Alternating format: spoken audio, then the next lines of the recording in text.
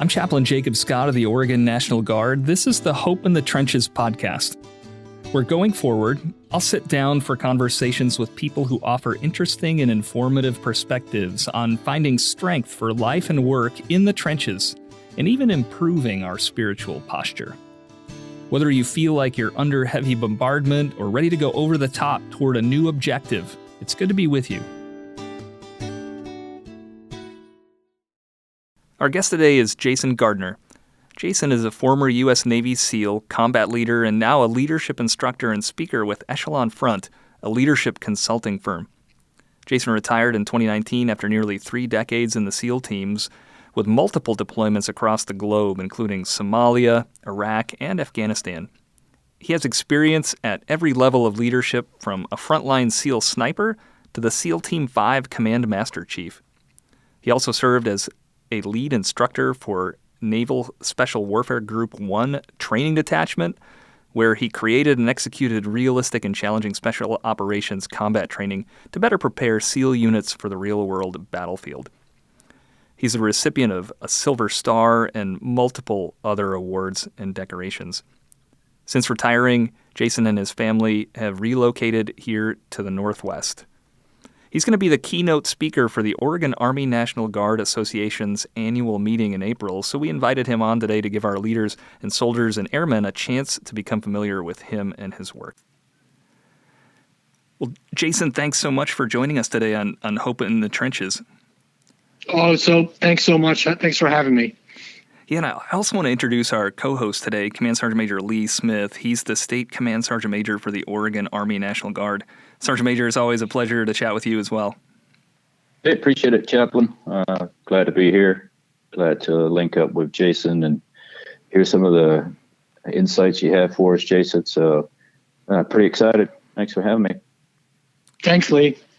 Yeah, so Jason, I laugh a little bit when I ask this question, but what was your first thought when your office said that a chaplain wanted to have you on a podcast?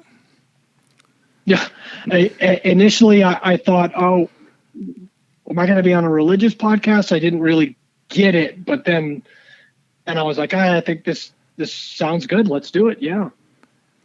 Well, cool, because I know chaplains often have a reputation, and so I want to, I think it's great. And I very intentionally don't have chaplains on every podcast because, well, we throw a formula around that a chaplain in the military is maybe they're a pastor to some or a religious leader to some, but they're a chaplain to all. Mm-hmm.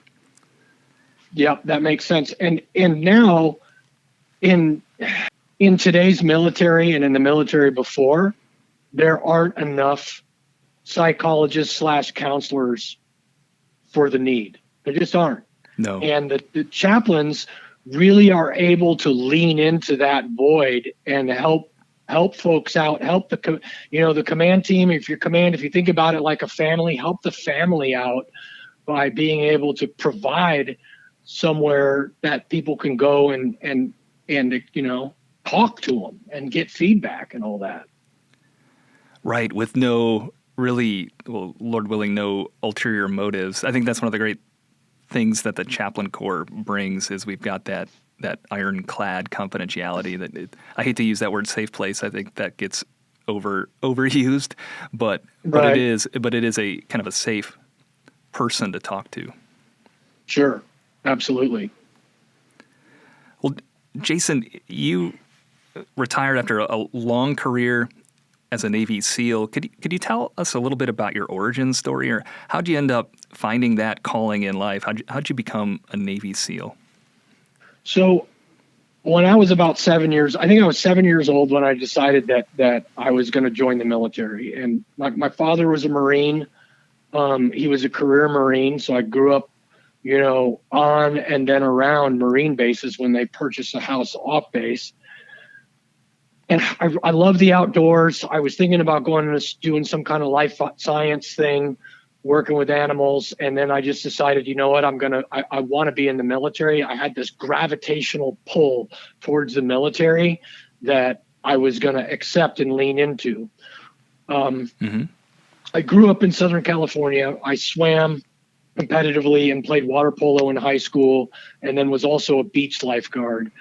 So that the concept of being a maritime warrior was really, really, really appealing to me. Sure. And so once I found out about the SEAL teams, but I had and back in the late 80s, there weren't movies. There was maybe one or two books, and outside of running into some Vietnam vets who might tell you about it, you really weren't going to find out about it. And then as it happened, there was a martial arts style called Kajikempo that I was taking, and one of the instructors was a SEAL in Vietnam, and he impressed me, and my parents were like, "Oh, wow, this guy's a SEAL," and so then I started to pull the thread on it, and I was like, "Oh man, this is what I want to do," and I just by my junior year in high school, halfway through my junior year, senior year, I decided this is what I'm going to do. I'm joining the Navy as soon as I graduate, and with the intent of going to the SEAL teams, and that's what I did. So did you realize kind of the challenge that you were signing up for right away, or did that gradually unfold? Or was there kind of a moment where that crystallized, like, oh my goodness, this is a really incredible pursuit? Well, that's the appeal to it. The appeal to it being like, hey, this is some of the hardest training that the military has, which is that challenge is what was drawing me to it.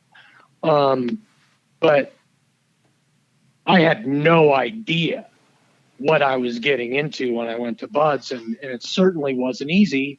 And I'll tell you, when I'm like, I stand 5'6" tall. At that point I was 140 pounds. I was in really good shape, but I was a tiny guy, and I felt like when I got to Buds, I felt like a little kid. And Buds is our basic underwater demolition / SEAL training, mm-hmm. and it's our selection course for the SEAL teams. And so I was really, I had with the imposter syndrome, right? I thought at any moment someone was going to go, hey, wait a minute, Gardner's a little kid. What is he doing here? And I'll tell you, some of the other guys that you see in there, they look like action figures. You know, they're 6'3" tall. They've got these physiques that are just incredible. They can do push-ups all day long. They can swim and run, and they're incredibly strong. And it's like, oh my gosh. I'm like, okay, well, let's just see how far I can make it. And what I told myself is I'm not going to quit. They may kill me here, but I'm not quitting. And what I started to notice, and really, as training went on, I started watching some of these great, big, impressive guys quit when it got a little cold.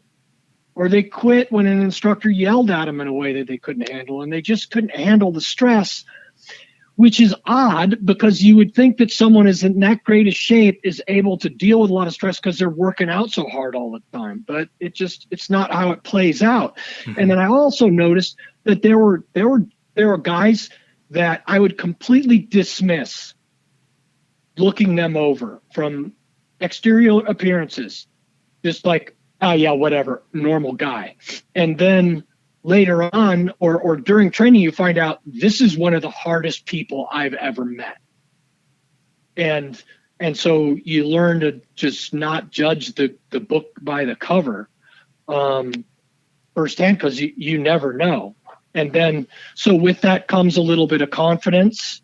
You know, it's like, okay, the big guys, I'm doing better than the big guys are doing. And now I just got to grind it out. But the SEAL selection is hard. And, you know, for me, the water evolutions, they weren't challenging because I was a lifeguard and I grew up on the ocean. And, you know, you tie my legs up and my hands behind my back and throw me in the pool. Yep, that's no big deal. Not a factor for me. But running was a factor for me, and the cold was a factor for me. And so every person that goes through that training, I don't know that anybody has it easy. You know, we got a guy, Drago, who's a Polish immigrant that went through training, and he'd already been in a gulag. So compared to the gulag, SEAL training was easy. Oh yeah. But for the rest of us, it's hard, and you have to reach all the way as deep as you can to keep going, and much deeper than you ever thought you could. Mm-hmm. So was there ever a moment where you thought, I do belong here? Because you mentioned imposter syndrome, and that's a real thing. I know I've felt that at various points in my life too. So here's what the military does to you, right? Right when you get comfortable doing your job, you get promoted into another one. Yeah. And so I got to tell you, I don't think I ever completely got away from, I like for a year or so, I'd be done with imposter syndrome. And then I'd show up and get a new job. And then I'm like, but that's, it's healthy in a way because it makes me work harder. Oh, yeah. It's because the second that you're not working hard to improve and do better, then you're just arrogant and you stagnate. And it's not a constructive way to do it. So no, I never got over imposter syndrome. When I was promoted to Master Chief, I was like, oh, geez, I don't feel like I'm as squared away as some of these other guys.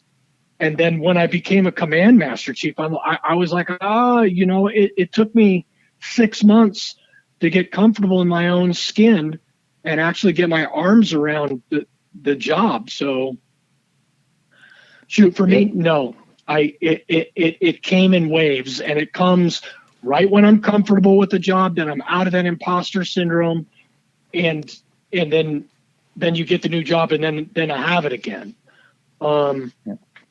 Imposter syndrome's healthy. Go ahead, sir. Seems like that. Yeah, it seems like that. I mean, that keeps you on your edge, though. It keeps you focused and accepting that new challenge and taking that face on and just going for it and learning everything you can. I mean, it keeps you sharp. Yeah, absolutely. It sure does. So I think it's definitely a positive thing. At a very minimum, to just have that concept that, like, hey, I can always do things better and I've got stuff to learn. Mm-hmm. Yeah. Mm-hmm. Yeah, we can never stop learning. So I'll give you an example of where I fell prey to what we call a disease of victory. And I could have used a little bit more imposter syndrome. 2009, I deployed to Afghanistan as a SEAL task unit senior enlisted leader, right? So the SEAL task unit is 2 SEAL platoons, and then they have their leadership inside of them. And then over the top of both those platoons is a task unit commander and myself. And that deployment to Afghanistan would be the most violent deployment of my 5 combat deployments. And we had firefights that we had one firefight that was 4 days long. And so it was the most sustained combat like anybody in the SEAL teams had seen since, the Battle of Ramadi in 2006. And 3/4 of the way through the deployment, we got an operation to go up in the mountains north of Kandahar to get a Taliban commander who was like one of these shadow governor guys, and he was also an IED facilitator. And it was this little Taliban village nestled up in the mountains, and his compounds were on the edge of it. And up until this point, every firefight we'd gotten in with the Taliban, we completely mauled them. We had better weapons, we had better training, we had air support. And as a result of that, we started to get sloppy. And we went up there, we got a piece of high ground, we took a small hill that was right behind those 2 compounds that we thought this guy lived in. We held that piece of high ground and then had our assault elements clear the compound. And man, right away they found a huge cache of weapons and Iridium sat phones, and they caught the guy that we were after, and he was clearly bad because he had like several passports in his name and all that. And then we held that position for a remain over daylight operation. And so sun comes up and all the women and children leave the rest of the village. And this is the Taliban were always really cool about this, is they got all the civilians out of the way. Which when you think about, that's almost like a little bit of chivalry going on, right? And it cleans stuff up for us too, because now we're not worried about inadvertently hurting civilians, because everybody who's left is coming to attack us. And women and children leave. Taliban didn't attack us straight away, which was their typical MO, right? That's how they worked prior to that. And instead, they took a bunch of times to figure out exactly what compounds we were in and that we had the high ground. And so instead of just attacking us straight away when we've got an advantageous position, they figured out where we were at, and then they and this is the problem with fighting in the mountains, right? They pushed into all the high ground locations around us and completely surrounded us. And then I'm up on that high ground position, and it's like 2-3 in the morning, and we're starting to dig in for the fight for the remain over day. And our standard operating procedure was like, hey, everybody's going to carry 10 empty sandbags so that you know, they're light, and then you can fill them up to make yourselves a decent fighting positions. We start trying to fill sandbags up on that hillside, and it's solid rock. It's like trying to fill up a sandbag in the parking lot of Target or Walmart. It's just, we got 2 sandbags filled and that's it. And it's something that we should have completely thought about, because like Afghanistan essentially is just a big pile of rocks. So we cobbled together the best fighting position that we could up there, moving boulders and rocks and stuff like that. And we really didn't put the effort into it that we needed to. So that when the Taliban hit us the next afternoon, or at like 10:30 in the morning, you know, because they spent the whole morning figuring out where they're at, and they hit us with this combined attack. So there were at least 5 positions completely ringing us in on the high ground around us. And initially they kicked off with a huge volley of rocket-propelled grenades. So there must have been, between our position and the compounds below us, we had to have taken 20 rocket-propelled grenades coming in all around our position, hitting the compound. Our fighting position was small. Luckily, none of them were inside of it, but they were all around it and over us. And then they had a steady stream of PKM fire. Now, PKM is a big belt-fed machine gun. So right now, I want you to think 240 Gulf, right? Right. And they've got these things linked up like 1,000-round belts linked up, and they are just hosing our position from every which way. I'm laying on my belly. Here's another lazy, complacent thing that I did, and all of us did, was it got hot, so we decided to take our body armor and helmets off. How stupid is that? So I'm able to snake my way into my body armor, get my helmet back over my head. I've got my weapon.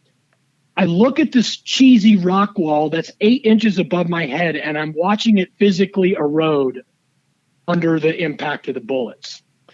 And for a second, I thought, well, I need to get up there and start shooting back. And I'll tell you what, I'd no sooner put my face into a table saw than I was going to put my head up over that rock wall, because I was just going to get shot. And so the next thing I thought of was, well, I'm just doing the math here. I don't see how I don't wind up getting killed today. And this is what I get. I've lived by the sword and I'm going to die by it.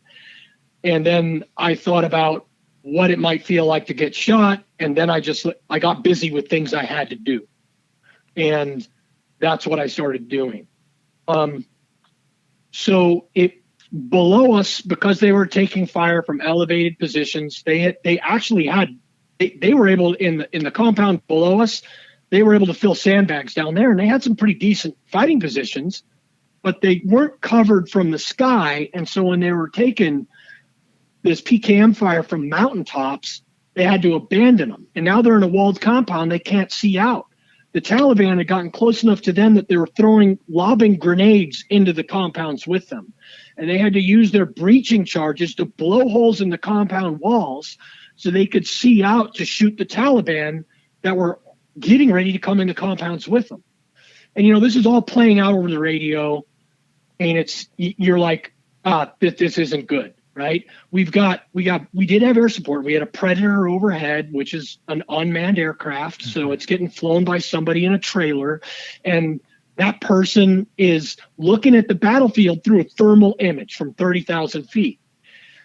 And the problem with thermal imagers when it's hot out is everybody's the same temperature as the rocks. The other problem with them is the Taliban's been playing this game for a long time, and they've got all kinds of countermeasures to outwit our thermal imagers. Like they'll just stay, make sure they're in caves. They'll put wet blankets over them. They have all these little tricks that they'll use to make it difficult for the aircraft to see them. And the aircraft was able to see two guys that weren't even in the fight at all. So they were essentially no help. Now, we communicated this over the radio. Every aircraft in the country is coming as fast as it can to get to our position. And the first aircraft that showed up are a couple of French Mirage jets, coalition aircraft. And our JTAC, who was right next to me, I mean, him and I were huddled together, wondering when we could get our heads up to shoot back. He's on the radio with them, and he's like, "Hey guys, I can't give you a 9 line, which is what the Joint Tactical Air Controller's got to tell them to drop bombs, because we can't put our heads up. But you guys, you have our mission products. What we need you to do is do a show of force over these 2 main ridge lines." Now, what a show of force is if you've ever been to an air show, I want you to picture when one of those jets just flies over the runway as low as they can. And basically, and this is completely up to the pilots on how low they want to fly during the show of force, because the lower they get, the more risk they're taking, right? But what this is saying to the Taliban is like, hey, and to everybody, it's like, hey, there American air power is here, or it's air power here, and we're getting ready to bring it. And so these French pilots, a minute later, they come back over the radio, and they're like, ho, ho, ho, stand by, here we come.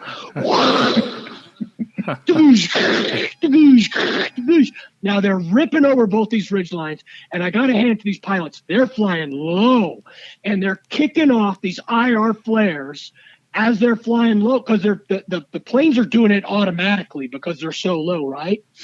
Well, what this does is this forces the Taliban to put their heads down, because they hate our air power, right? Oh, yeah. So now they get their heads down. Now, I can get my head up.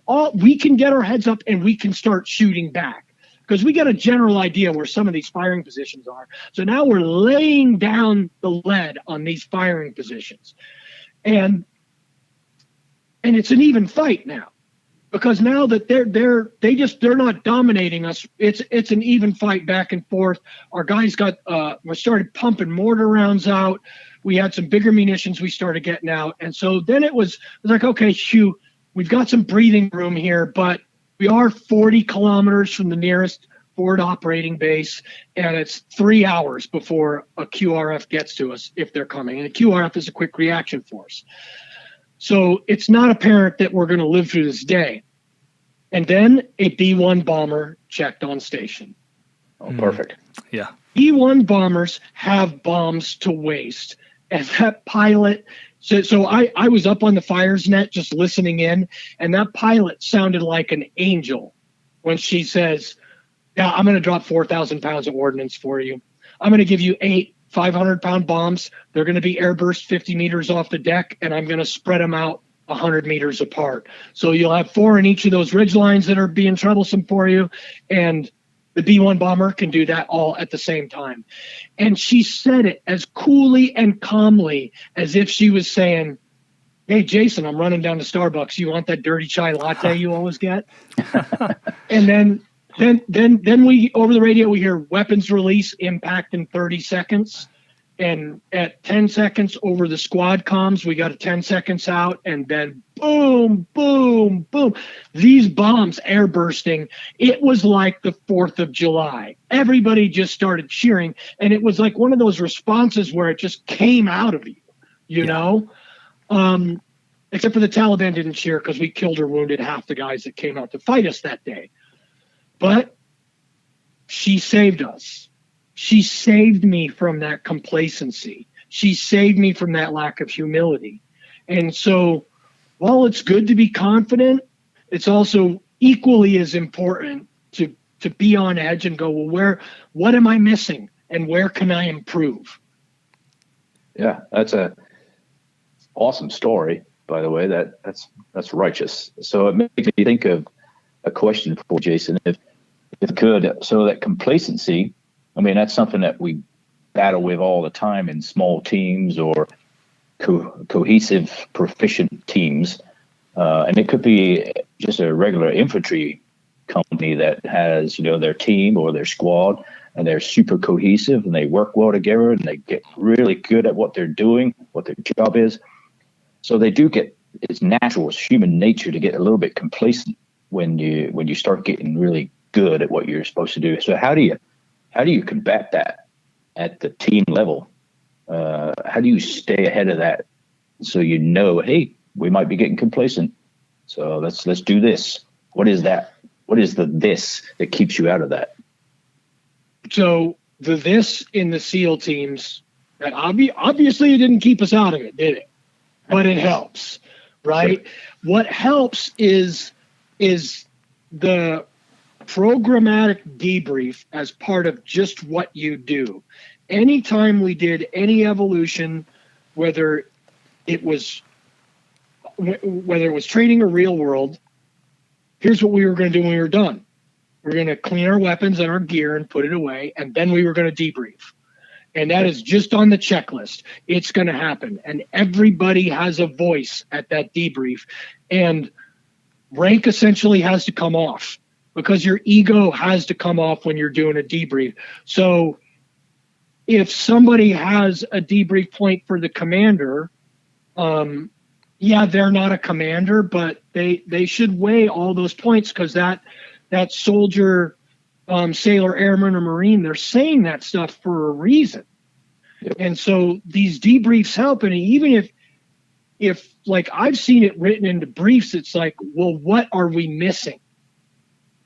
And that's written into a brief, and here's what we know, here's what we think we know, here's what we assume, those type of things. But getting the debrief going where you can hear everybody's perspective and everybody's point of view.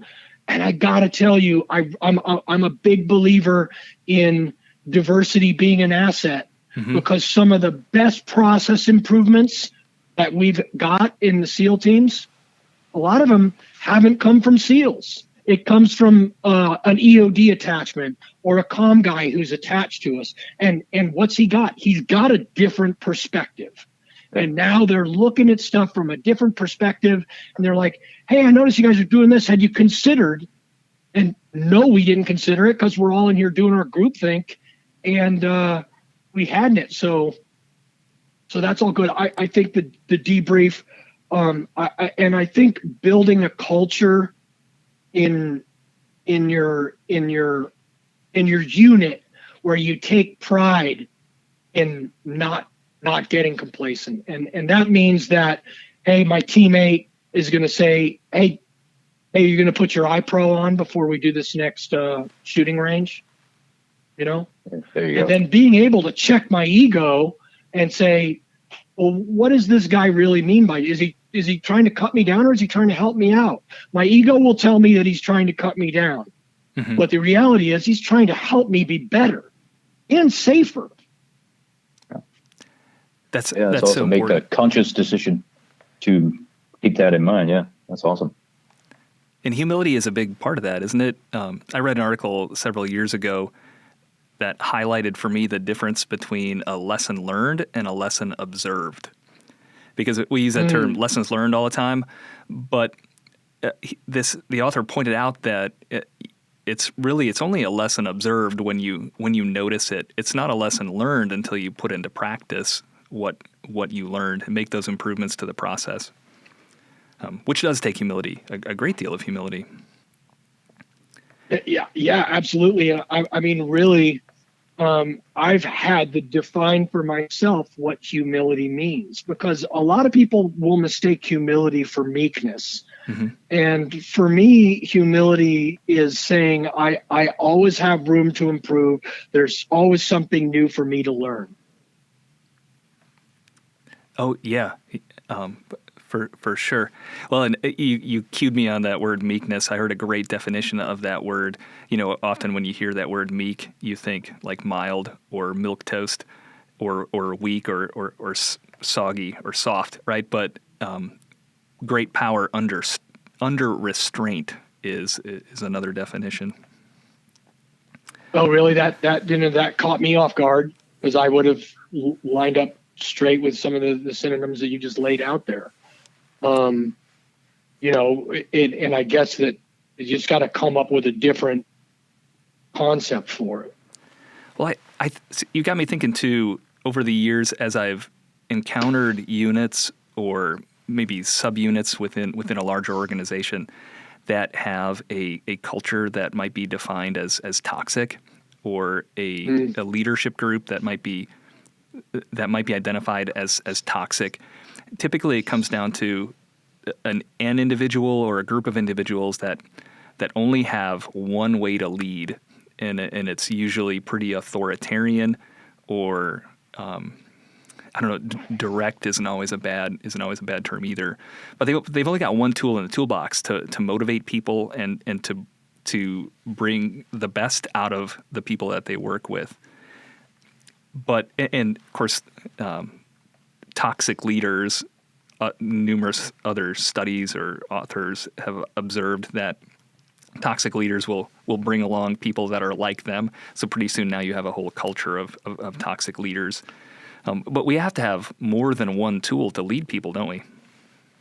Yeah, and I've watched actually good people, because they're exposed to toxic leaders, start to become toxic.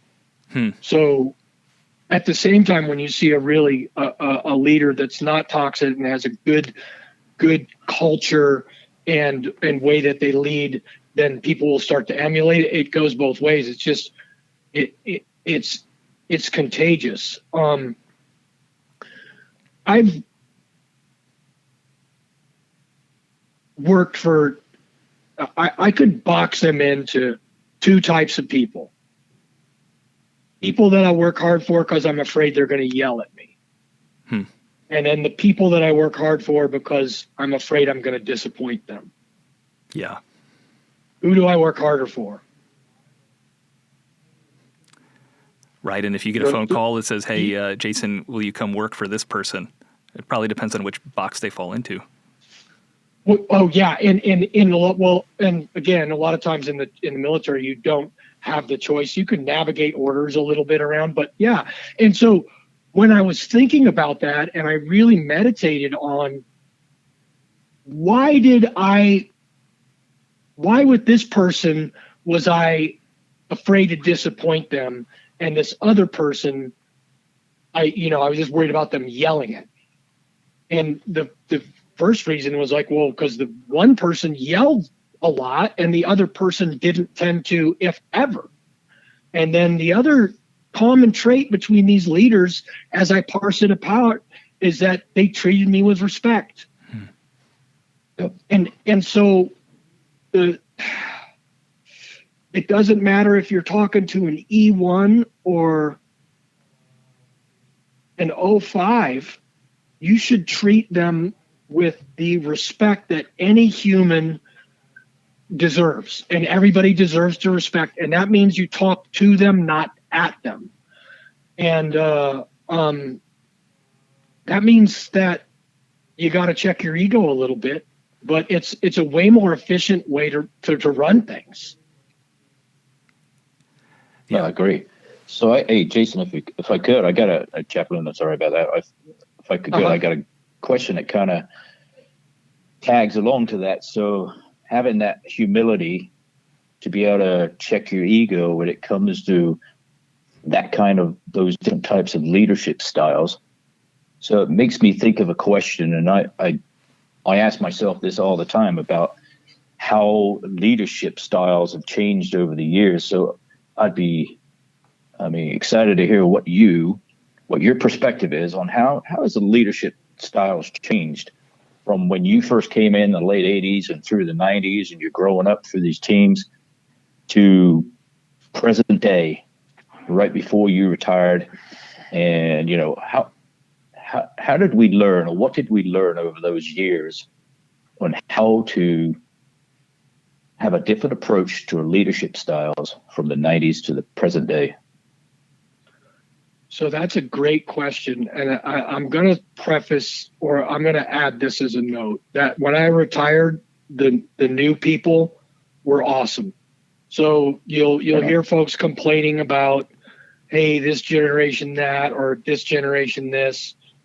No, They were all good to go. And if there was ever any fault with them, it was in how I was dealing with them. So I think in the 90s, there was this big, people would just tell folks what to do and not tell them why or what the thought was behind it. And now, because the millennials demanded that out of my generation, they're like, you got to tell us why we're doing this. You can't just tell us to do it. And you know what? That's good.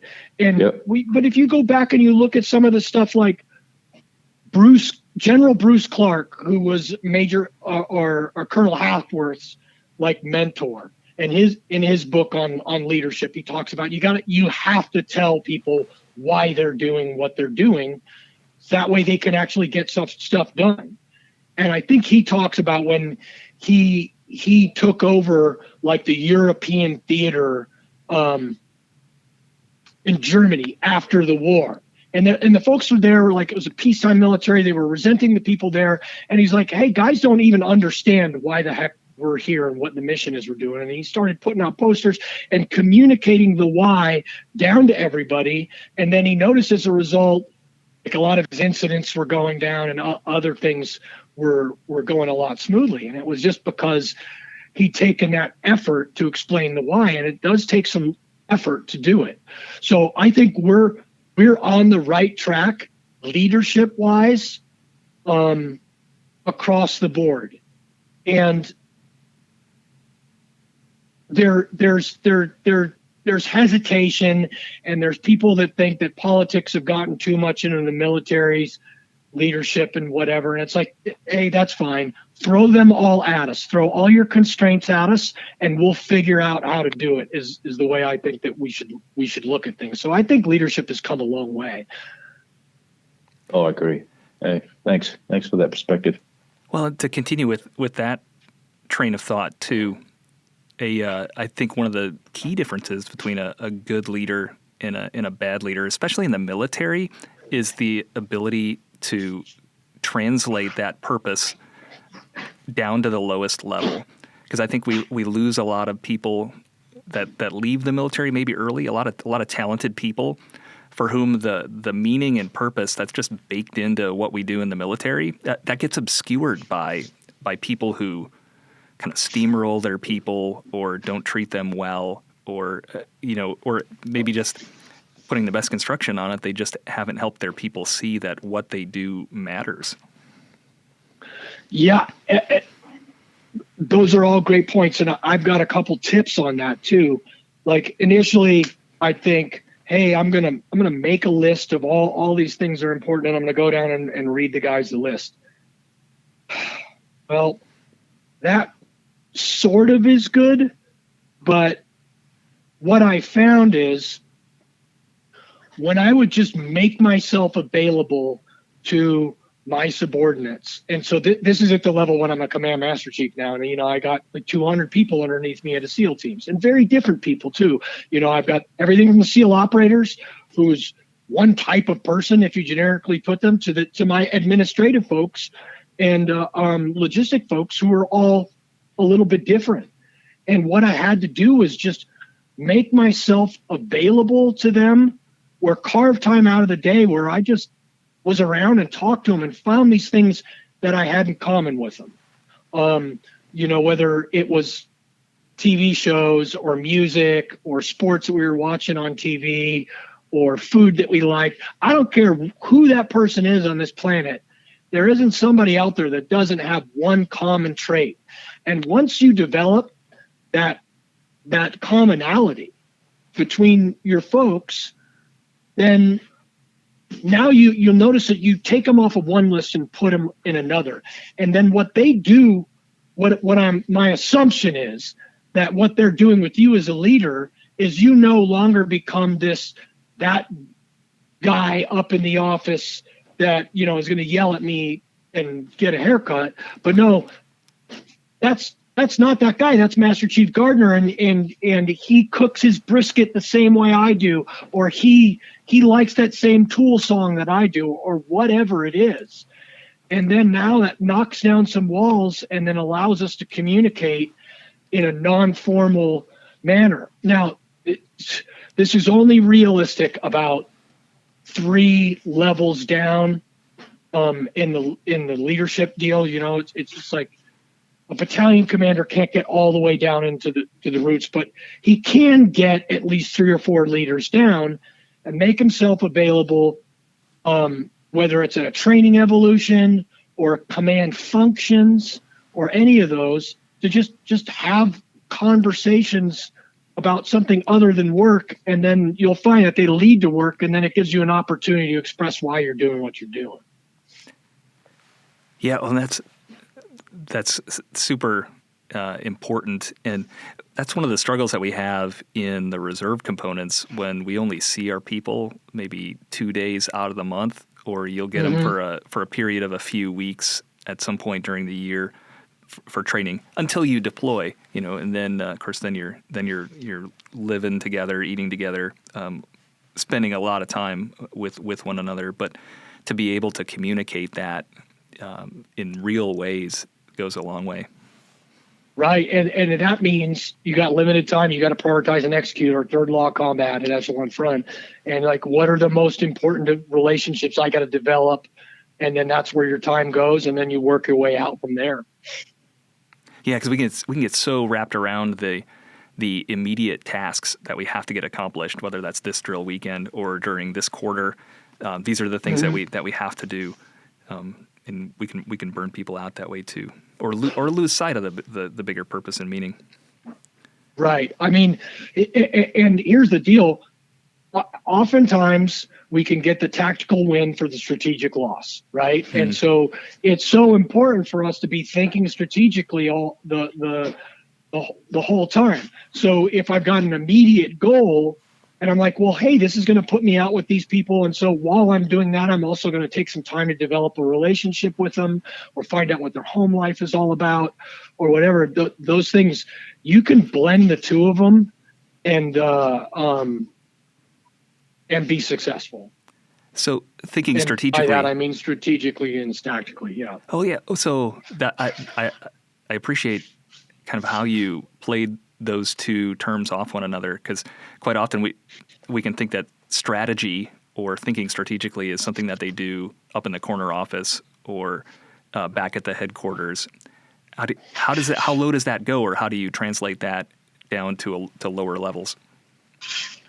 Well, as General Clark discovered, I mean, you got to push it all the way down to the lowest level. And so folks need to know what winning looks like.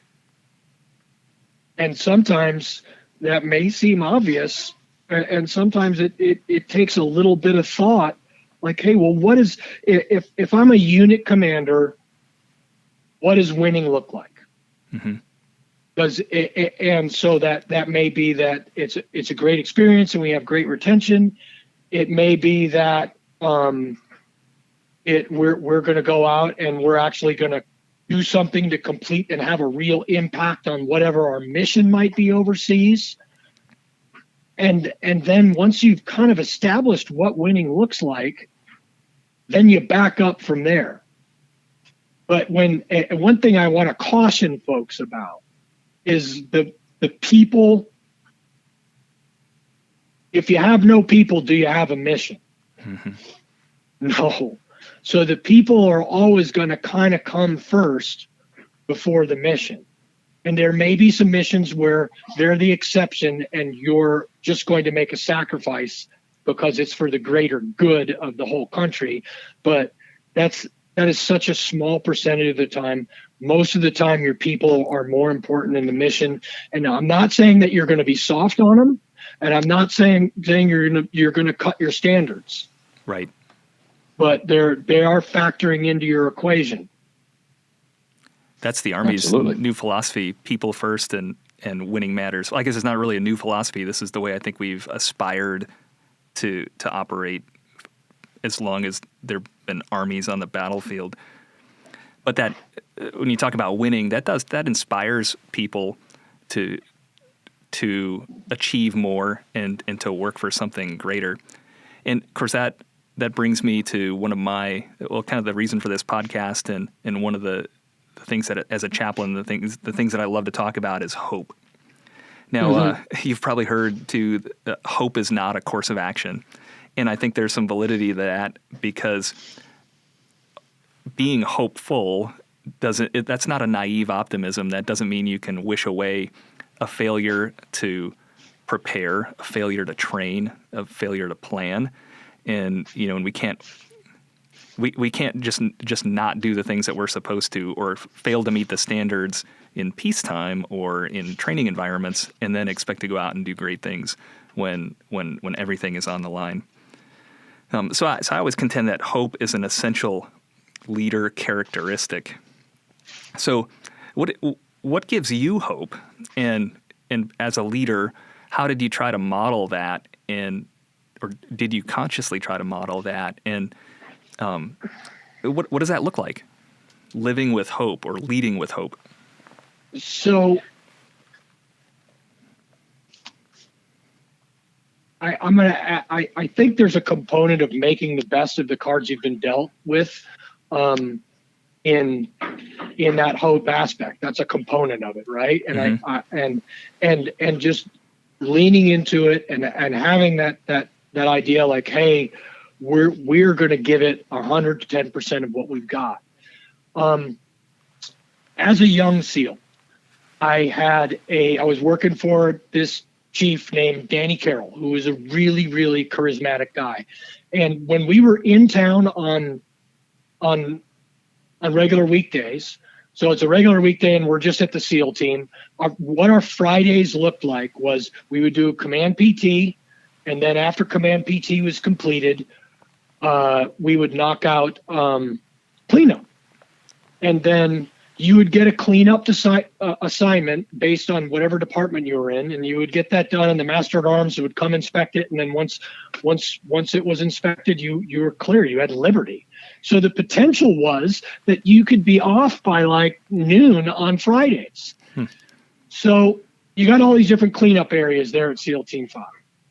And Danny Carroll's our chief, and I'm working in the training cell, and he goes off to get our cleanup assignment. And he comes back, and I don't know if he actually volunteered for it or it's what we wound up getting.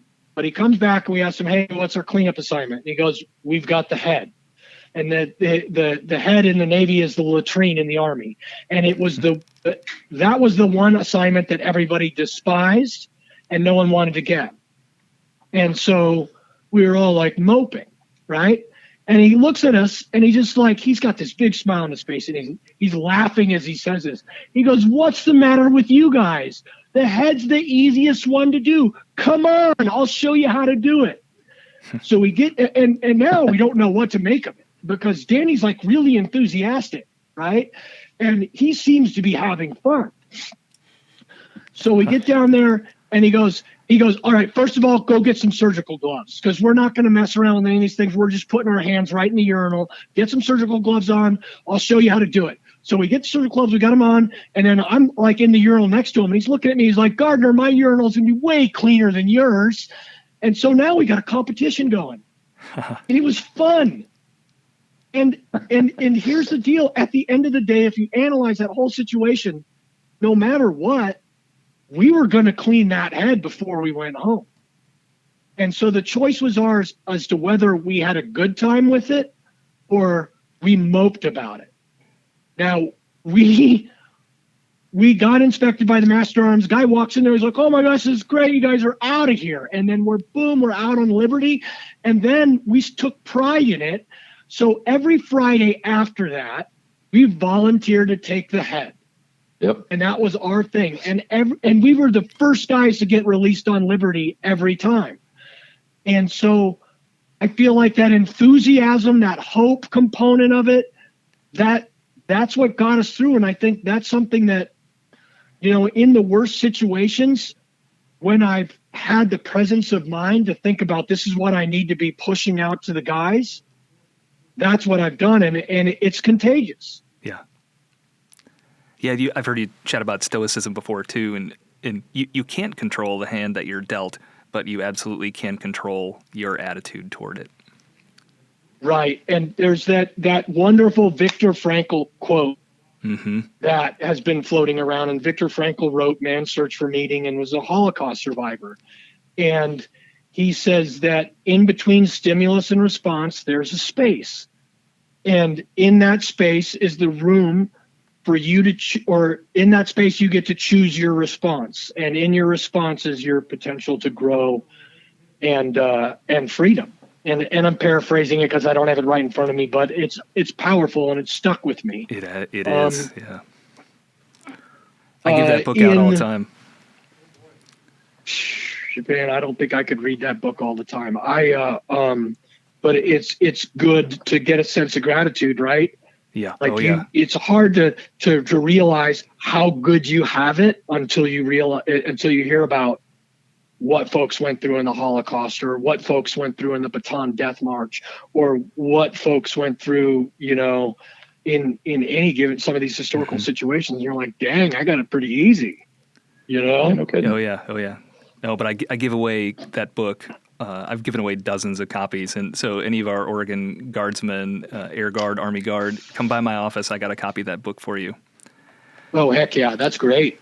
Well, Jason, I want to be respectful of your time. Maybe just in as kind of a closing thought, you recently did make that transition from 3 decades in the SEAL teams to civilian life, and it sounds like you've definitely found your purpose again, teaching leadership and training people. How did you make that transition?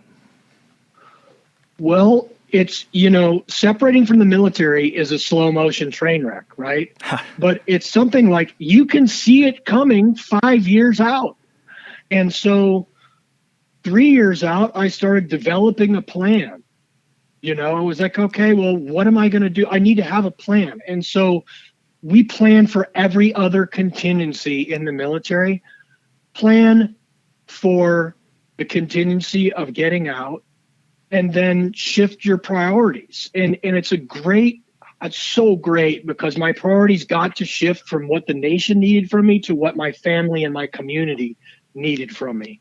And so I've been able to shift my focus in the leadership, talking about leadership and getting paid to go to help people with it is awesome. But the ability just to step into that role more fully of being a father and a husband and a community member and seeing what things I can do.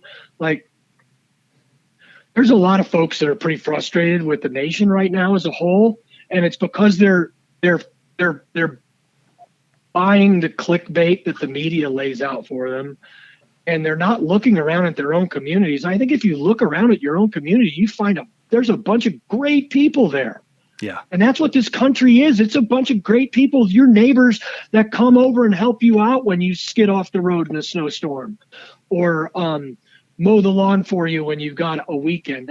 That's what this country is, and that's solid. And so focusing on the good things, noting the things that need improvement, and then working on improving them. It's been that's the mindset I've had, and it's been super helpful for me. That's pretty powerful, and I think a great way to wrap it up. Again, Jason, thank you so much for your time today, and blessings to you and your family and your work. All the best to you all. I really appreciate it. And hey, you brought something up about your daughter. Yeah. Do we have another couple minutes? Oh, yeah. If you have the time, we do. Absolutely. Should So, I tease that? Yep. So this is something that my daughter's going to turn 11 soon. And I was thinking about like what kind of father I wanted to be for her and what kind of father she needed me to be. Mm-hmm. And so I wrote this thing out, and it's essentially my manifesto to my daughter. And I'm working on one for my son, but I think we have boys. We have the 70 to 80% solution for boys, and our solution isn't there for girls yet, but we're working on it. So here it is, and I'm going to read it verbatim, and then I'd love to talk about any of these points if you want to tease them out. But a promise to my daughter: I will love you unconditionally, always, no matter what. I will not pamper you. This will forge a resilience that will help you conquer all of life's obstacles. I do not intend to raise a princess, but rather a warrior with fire in her heart and ice in her veins. In my mind, there is nothing you can't do and no job or goal beyond your reach. I will challenge you so that you can stand confidently on your own 2 feet, independent and strong. I will set the example on how to treat those you love so that when you choose a partner, it will be someone who lifts you up. And I will invest my time and energy in you so that when I'm gone, there'll be enough memories of me to keep in your heart forever. Stand tall with your shoulders back. This world is yours for the taking. And that closes it out. That's fantastic. Thank you. Yeah, thank you for sharing that. So, Jason, my daughter's the same age. So today, as we record this, this morning, I was taking her to school. It's her half birthday, so she'll be 11 in 6 months. Uh-huh. But I was kind of briefing my wife on what I had on the schedule today, and I said I was going to talk with Jason Gardner, who works with Jocko, and my daughter said, "I remember him." She, from the podcast, and it took me a second. I realized she was talking about the Warrior Kid podcast. We're on our second time listening through that. She said, "I don't remember what he said, but I remember who that is." That was I've got goosebumps. So yeah, thank you. Echelon Front started printing it out on a poster, and it's available. I think for dads, there's a real hesitation because here's what my nature is.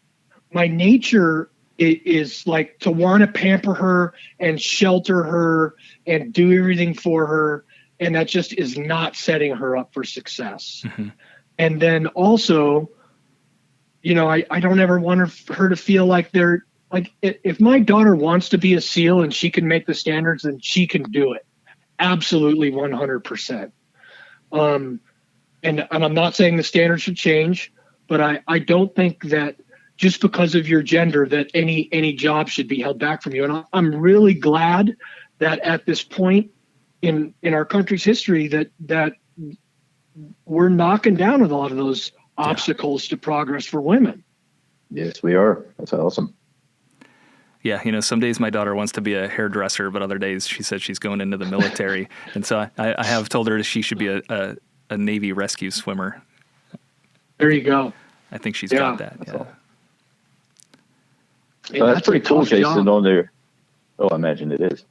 I thought that was pretty cool, Jason, that you wrote that out for your daughter, because majority of parents probably don't actually do that. I mean, my son's 21 years old. He's now in the Army because he wanted to be like Dad, Yeah. And I never actually wrote that out. And you make that point that kind of hit me of, as a parent, you want to protect your child from all the bad in the world. And I think that's a natural thing for a parent to want to do that. But should we be doing that? We should just prepare them for some of the bad that's in the world so they can get out there and be resilient when something bad does happen. So yes. And so like, hey, if at public school they hear something that I don't agree with, good.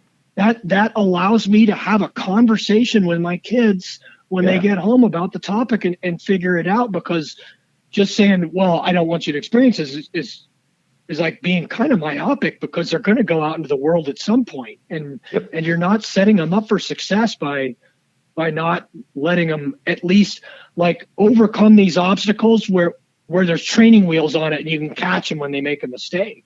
Yeah. Right. Yeah. That's great stuff. Thanks for sharing that. And I heard the emotion in your voice. So that's pretty powerful. Thank you. I found that as I've become more introspective and I've become more confident that the emotions are flowing from me a lot more freely, which is good, because it's good to just have them and let them out.